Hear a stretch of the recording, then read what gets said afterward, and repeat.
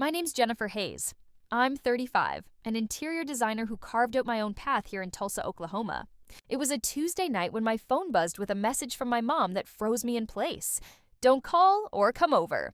We're done. My stomach dropped. I didn't cry. I didn't plead. I just typed back 2 words. Got it. And that was the end of it. Years of pouring my love, energy, and money into my family, paying mom's medical bills, rescuing my brother from debt, keeping their restaurant alive, all erased in one text. I'd always been the black sheep, the one who chose design instead of the family business, the one who never quite fit their mold. But that message drew a clear line. I wasn't crossing it again. By midnight, my phone was lighting up like a Christmas tree. Missed calls, voicemails, texts piling in nonstop. Mom's number flashed over and over, then Brandon's, even Dad's. They were spiraling, and I knew exactly why. For years, I'd been the one holding them together. Their safety net. Now I was gone. What came next shattered everything I thought I knew about my family. Stick around, because things only got crazier from there. If you've ever been pushed out or shut down by family, hit that like button, share your story in the comments, and subscribe.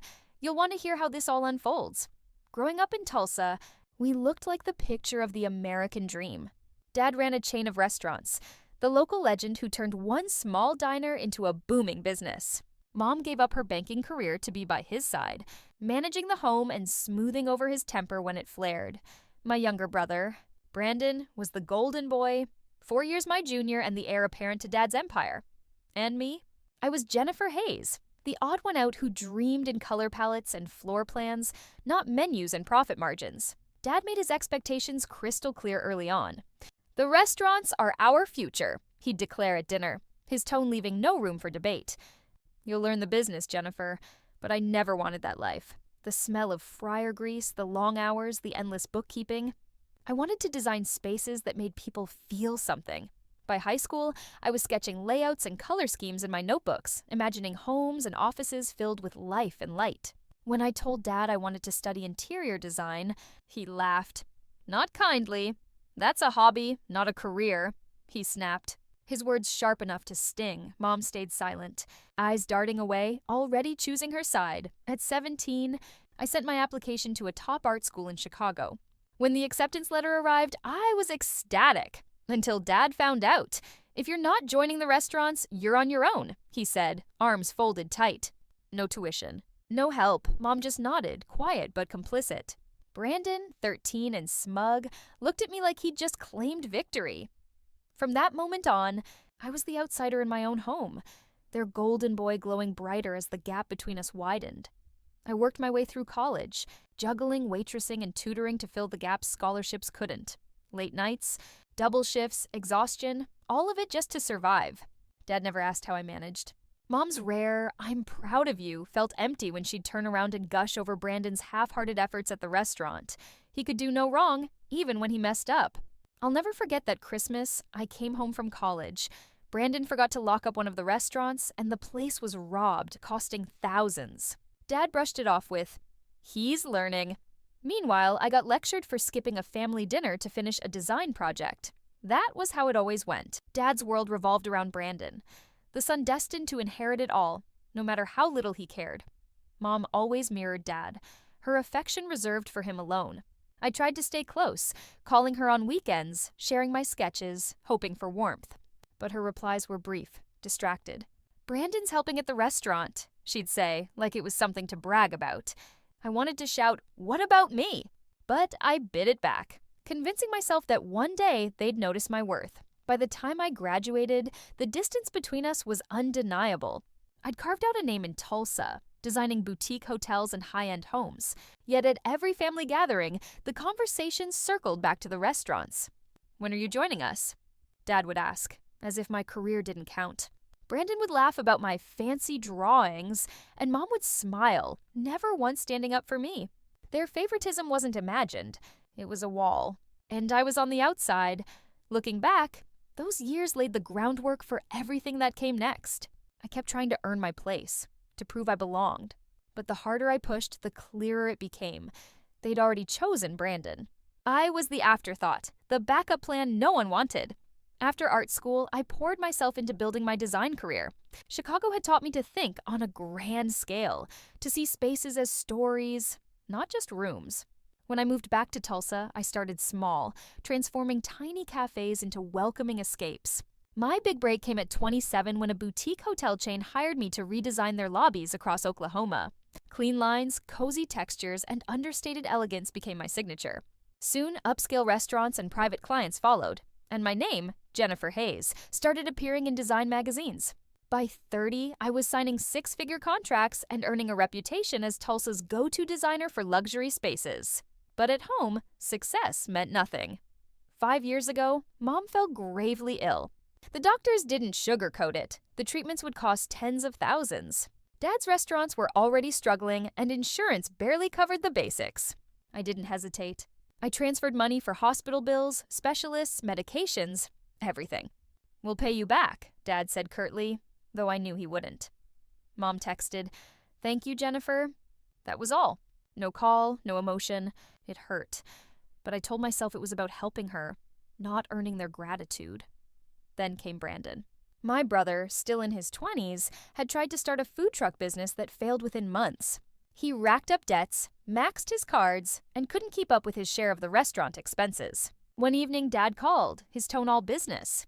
"Brandon needs help," he said, as if fixing it were my responsibility. I wired $30,000 to clear his debts and another $20,000 to keep the restaurants afloat. Brandon never thanked me. At the next family barbecue, he boasted about turning things around like it had all been his doing. Dad beamed, clapping him on the back while I stood there, unseen. Still, I kept giving. When the restaurant needed a new walk-in fridge, I paid for it. When Mom's treatment required travel to a Dallas specialist, I covered that too. Every time I hoped they'd finally see me, not just my money. But family dinners were always the same. Endless talk of the restaurants, Brandon's ideas, Dad's expansion plans. My achievements barely registered. Once I showed Mom a magazine feature about my hotel designs, thinking maybe she'd be proud. She glanced at it and said, "That's nice, but Brandon's working so hard at the restaurant." I smiled, pretending it didn't sting. The pattern wore me down. I had called a talk, but Mom always steered the conversation back to Brandon or Dad's stress. Dad never asked about my work unless it was to say, "The restaurant's short this month," and I'd send the money, feeling more like an ATM than a daughter. Brandon, meanwhile, acted entitled. "You're doing well, so why not help out?" He said once, as if my success was a family asset he could tap into. Looking back, I see how foolish I was, thinking money could buy respect. Every payment I made, every bill I covered, was my attempt to bridge the gap they'd built. But they took it all, hundreds of thousands over the years, and gave nothing back, not even acknowledgement. The hurt grew, quiet but heavy, until I began to wonder if I'd ever be enough for them. 5 years into my career, I decided to pitch a new idea to my family. My business was thriving, and I'd been developing a concept for a sustainable design firm specializing in eco-friendly materials for hotels and restaurants. It wasn't just passion, it was a solid business model backed by research showing Tulsa's growing demand for green hospitality design. I needed capital to scale, and for the first time, I hoped they might actually believe in me. I prepared a detailed presentation, costs, projections, returns, and invited them to meet at the family home. I stood in the dining room, laptop open, slides queued up. Dad sat at the head of the table, arms folded, face impossible to read. Mom hovered nearby, pouring coffee and carefully avoiding my gaze. Brandon lounged in his chair, eyes glued to his phone, barely acknowledging me. His wife, Tara Hayes, sat quietly beside him, offering a faint, polite smile. I drew in a deep breath and began explaining my plan. How using sustainable materials could lower costs over time and attract environmentally conscious clients. This could really put Tulsa on the map, I said, keeping my voice steady even though my nerves buzzed beneath the surface. "I'm asking for a $200,000 investment. I'll repay it, with interest. Dad didn't let me get that far." "A fantasy," he cut in, leaning forward. "You think hotels care about reclaimed wood? They want cheap, not fancy experiments." His words hit like a slap, but I pressed on, showing data about rising demand. Brandon snorted without looking up. "Sounds like a waste of money," he muttered. "Why not stick to decorating houses?" My fist tightened under the table, heat flooding my face. I'd spent months on this plan, and they were tossing it aside without even listening. Mom stayed silent, fussing with napkins, her usual way of dodging tension. I turned toward her, searching for any sign of support. Mom, you've seen my work. You know I can do this. She hesitated, then murmured, It sounds risky, Jennifer. The restaurants are what we know. Her words cut deeper than Dad's. After everything, paying for her treatments, keeping their business afloat, I was still the outsider. Then Tara spoke, her voice gentle but firm. I think it's smart, she said, glancing nervously at Brandon. Sustainability matters now. For a moment, I felt a flicker of hope, but Brandon shot her a warning look and she fell silent. Dad waved a dismissive hand. We're not throwing money at this, he said. Brandon's expanding with a new restaurant. That's our focus, Brandon smirked, triumphant, as if he'd won a battle I never knew I was fighting. I tried once more. This isn't a handout, I said, my voice rising. It's an investment. I've built my career from nothing. You know I can deliver. Dad shook his head. You made your choice, Jennifer. The family business comes first, Brandon added. Maybe if you helped at the restaurants, we'd take you seriously. I wanted to scream. After bailing them out time and again, giving them hundreds of thousands, they still saw me as a kid with a sketchbook. The room felt smaller, the air heavy with rejection. I gathered my laptop, hands trembling. Tara met my eyes as I stood, mouthing, I'm sorry, but it didn't help. Driving home, their words replayed in my mind. Proof that I'd never be enough. Dad always prioritized Brandon. No matter what I accomplished, I was never the favored one. Mom's silence stung just as much. Her loyalty lived and died with Dad's vision.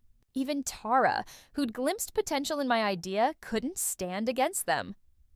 That night, I sat alone in my apartment, staring at my business plan.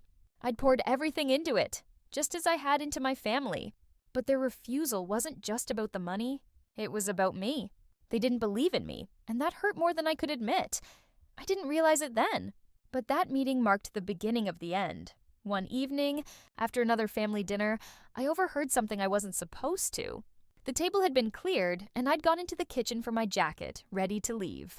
Tara lingered by the sink, twisting a dish towel in her hands. She looked around, then leaned toward me, whispering, Jennifer, there's something you need to know. Her eyes flicked toward the dining room, where Dad and Brandon were deep in conversation. Brandon's been taking money from the restaurants, thousands. That's why they're struggling. My stomach dropped. I'd known things were bad, but I thought it was mismanagement, not theft. He's been skimming for years, Tara continued, her voice trembling. I found receipts, hidden accounts. He's lying to your parents. I stood frozen, absorbing her words. She looked terrified, as though she'd betrayed her own husband. Before I could respond, Dad's voice rose from the next room. I edged closer, staying out of sight behind the doorway. We need to finalize the will, Dad was saying, his tone firm. Brandon's the only one keeping this family together. Jennifer's off on her own. She doesn't care about us. My chest tightened. I heard Mom murmur something, too soft to catch. Then, she's given us so much, Stephen. Dad cut her off sharply. Money isn't loyalty. Brandon's our legacy. The restaurants go to him. It felt like the air had vanished from the room. They were cutting me out, erasing me from their future after everything I'd done. I slipped out the back door, my mind spinning. All those years, paying Mom's medical bills, rescuing Brandon, saving their business. And still, I was the disloyal one. Driving home, I replayed Tara's confession and Dad's words. Brandon's theft explained everything.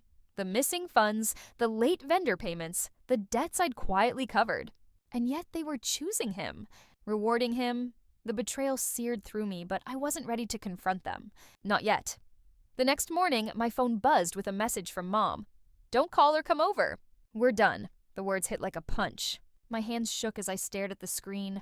This wasn't just about inheritance. It was personal.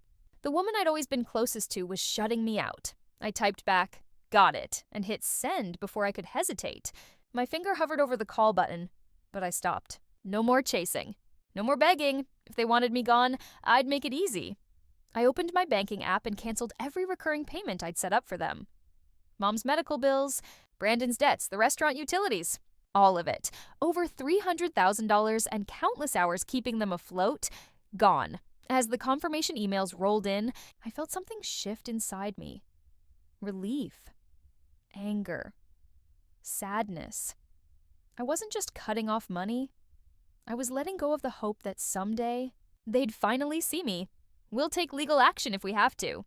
I deleted the message, my hand steady though my heart thudded in my chest. Legal action? For what? Saving them from the chaos he'd created for years? Then came Mom's texts, wave after wave of guilt. How could you do this to me? One read. After all I've suffered, you're abandoning your own mother. Another followed. I raised you better than this. I stared at her words, each one designed to twist the knife. She always knew how to tug at my emotions, reminding me of those late-night talks I once believed meant something. But now it was clear they weren't love. They were leverage. I didn't reply. I wouldn't let her pull me back in. Dad called at 1 a.m. I let it ring out and listened to the voicemail instead, his voice booming through the speaker. "Jennifer, you need to fix this," he barked, as if I were an employee who'd messed up an order. "The restaurants can't survive without you. You owe us that much." Owe them? After giving more than $300,000 years of my life and being cut out of their will? After they dismissed my career and chose Brandon despite his lies? I saved the voicemail, not out of guilt, but as a reminder of who they really were. By morning, the messages hadn't stopped. Brandon texted next. "You're tearing this family apart. This is on you." I could picture him pacing, blaming everyone but himself for the hole he'd dug. Tara called once but didn't leave a message. I wondered if she felt trapped, knowing what Brandon had done but too afraid to speak again. Mom's next voicemail came softer, almost pleading. "Jennifer, please," she whispered, her voice cracking. "We're family. You can't just turn your back on us." I wanted to believe she meant it, but her earlier text, "We're done," was burned into my mind. Family doesn't write you off like that. Dad's second call came that afternoon. I answered, hoping maybe he'd finally admit they were wrong. He didn't. "You're putting your mother's health at risk," he said. "Her treatments cost money and the restaurants are bleeding. You need to step up." Not a single word about the will, or Brandon's theft, or their betrayal. I gripped the phone, my tone cool and steady. "I've stepped up for years, Dad. I'm done." A pause. Then, "You'll change your mind when you see what this does to us." I hung up, my resolve hardening. The messages kept coming. Brandon's next one was a threat. "Everyone will know how you betrayed us." I rolled my eyes. Betrayed them? After I'd been carrying their weight for years? Then Mom again, appealing to nostalgia. "Remember when I helped you with your first sketches?" She wrote, "I've always been there for you." But she hadn't been. Not when I needed her to stand by me. Not when they laughed at my dreams. I stayed silent through it all. Each message, each call, was a desperate attempt to drag me back into their chaos. But I saw the truth now. They didn't want me, just my money. I checked my bank accounts to confirm what I'd already done. No more paying Mom's medical bills. No more rescuing Brandon. No more saving Dad's restaurants. I'd spent years trying to earn their respect. But respect was never what they offered. It was control. And I was done giving it to them. By week's end, their panic had grown. Angry, pleading, threatening messages piled up, but I didn't waver. My choice wasn't about revenge, it was survival. I wasn't their ATM anymore. I was Jennifer Hayes, and I was finished being their fallback plan. A week later, I met them at a cafe in Tulsa. I'd agreed to one final talk, not to reconcile, but to close the door for good. The air was heavy as I walked in and spotted Dad, Mom, and Brandon at a corner table. Tara wasn't there. She'd texted an apology, saying she couldn't face the fallout. I sat down, spine straight, heart steady. I wasn't the same Jennifer who once begged for their approval. I sold my sustainable design project, I said evenly. A national firm bought it for $1 million. Their eyes widened, but I continued. "I built that on my own, without your help, despite your doubts." Dad's jaw tightened. Mom looked down. "Brandon shifted in his seat. I gave you everything. Money, time, trust. And you threw it away. You chose Brandon over me, even after he stole from you." I didn't mention Tara's name. Some secrets weren't mine to share. Brandon's face turned red. "You're lying," he snapped. "You're just jealous, trying to tear us down." I didn't flinch. "The receipts don't lie, Brandon. I know what you did." Mom's hand covered her mouth. Dad's voice was sharp. "You don't get to judge us," he said. "You walked away from the family business." A bitter laugh escaped me. "I walked away?" You pushed me out. You cut me from your will. Called me disloyal. Mom tried again, her tone soft and pleading. Jennifer, we're your family. You can't turn your back on us now. I met her gaze without blinking. You turned your back first, Mom. That text, "we're done," was yours, not mine. She flinched, tears forming, but I didn't bend. I'm done being your safety net, I said. I deserve respect, not manipulation. If you can't offer that, we're finished, Brandon scoffed. You think you're better than us? You'll come crawling back. I shook my head. No, Brandon. I won't. I stood, my chair scraping against the floor. This is it, I said. No more money. No more calls. No more chances. Dad's expression hardened. You'll regret this, Jennifer, he said, echoing Brandon's earlier threat. I didn't reply. I walked out, the cafe door closing behind me, my heart heavy, but free. I didn't look back. A year later, I heard the aftermath through mutual friends. The family restaurants went bankrupt without my support. Brandon faced legal trouble when his secret account surfaced, revealing years of theft. Mom and Dad withdrew into a quiet, isolated life, their legacy in ruins. Tara left Brandon and started over somewhere new. I didn't reach out. That chapter was closed. I poured my energy into my design firm. The project sale gave me freedom to expand. New hires, international clients. My life wasn't perfect, but it was finally mine. Built on my terms, not theirs. I found peace in boundaries, in choosing myself over a family that never chose me. Their betrayal still stung, but it no longer defined me. Looking back, I realized something vital. Respect begins with yourself. For years, I tried to earn their love, believing I had to prove my worth. But no amount of sacrifice can change how people choose to see you. Setting boundaries isn't selfish. It's survival. It taught me to value myself and to walk away from anyone who doesn't. If you take anything from my story, let it be this. Family isn't supposed to be a source of pain. It should lift you up. If it doesn't, you have every right to let go. Thank you for listening to my story. It wasn't easy to tell, but it's mine. Now I'd love to hear yours. Have you ever had to set boundaries with family? Share in the comments. I'd love to hear your experiences. Your stories matter, and I'm deeply grateful for each of you who listened.